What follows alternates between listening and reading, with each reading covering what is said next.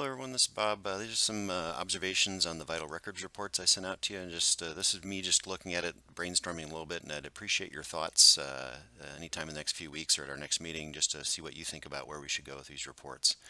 I get these from Tommy George. He's the assistant epidemiologist at the Lancaster County Health Department, and he put these together for us, and he should have 2018 data available soon, and we may actually use this as a way to guide what other reports Tommy creates for us in the near future. So essentially every birth in Lancaster County has a lot of data that comes and it's part of the birth certificate basically, and we can track this over time, and Tommy's put all this together for us. So for example, here we see breastfeeding rates overall and also by ethnicity, and this is actually I think one of our happiest successes in Lincoln as we started working on a community project to increase breastfeeding rates, and we're up to 92.2%, which actually tracks almost exactly with hospitals what they've been tracking as well. So women are increasingly want to breastfeed, which is great. So this message is getting out. However, we do have some disparities based on ethnicity. So our African American population and our Native American population is quite a bit lower than everybody else. And so in the future, we're going to be working with the Malone Center, for example, on ways we might be able to do some messaging to try and increase those rates for African American women. So but it's good to be able to track this stuff over time and see what's working. Other things we've pulled, for example, if labor is induced or not. And so some of you have been in Lincoln long enough to know that we had an IHI bundle where we tried to get rid of unindicated inductions previously. And Tommy's going to run to see if these are unindicated inductions under 39 weeks versus over.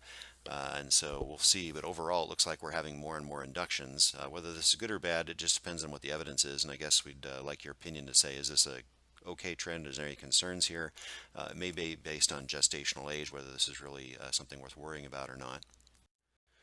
Our C-section rates have actually been pretty stable over time and are pretty similar ethnicities, probably not statistically significant. So for C-section rate, we've basically just been hovering in the low 30s for most of the last 10 years.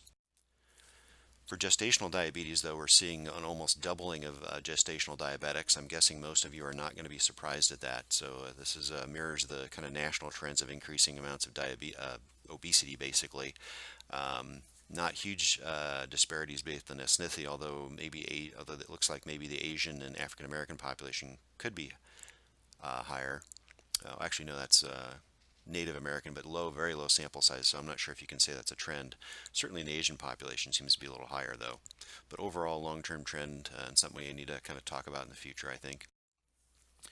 Low birth weight by maternal race might be increasing a little bit. Tommy's looking to see if this is actually a statistically significant trend or not. It might not be, but certainly a big disparity on racial and ethnic lines that is not too surprising. Most people know that, especially in the African American population, has a much higher rates of low birth weight. Is this something we could influence in the future?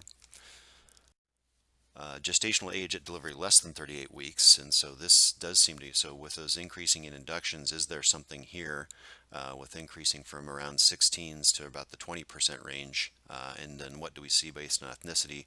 Might be some higher rates in the African American population, for example, and why are we having these the earlier birth weight babies as well?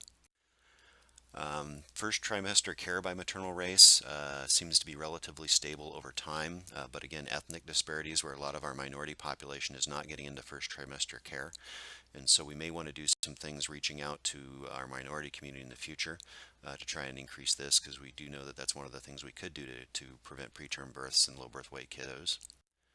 And then lastly, adequate care by maternal race, that it seems like if you look at this trend over here, actually, this is probably what I'm guessing is a socioeconomic trend. The economy was going great until about 2009, 2010. Then we had our Great Recession and people lost jobs, their health insurance, things like that, went back down. Things started gradually getting better, and so we're seeing this might be a reflection of the broader economic trends, actually. But still, something we may want to set targets on and try to work on over time. Can we make adequate prenatal care one of our future quality focuses? Also, we see there was a big dip of almost 10% drop for Hispanic families this 2016 to 17. We'll see. We'll get 2018 data in the next month or two. Is this a long-term trend or just a blip?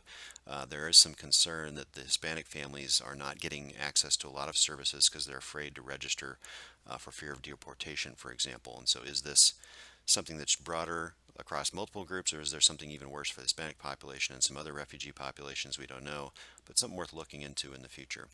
Appreciate your thoughts, taking a look at this. I'll send out the slides to everybody so you can look at the raw data yourself, and would appreciate your thoughts or ideas or conclusion. Thanks.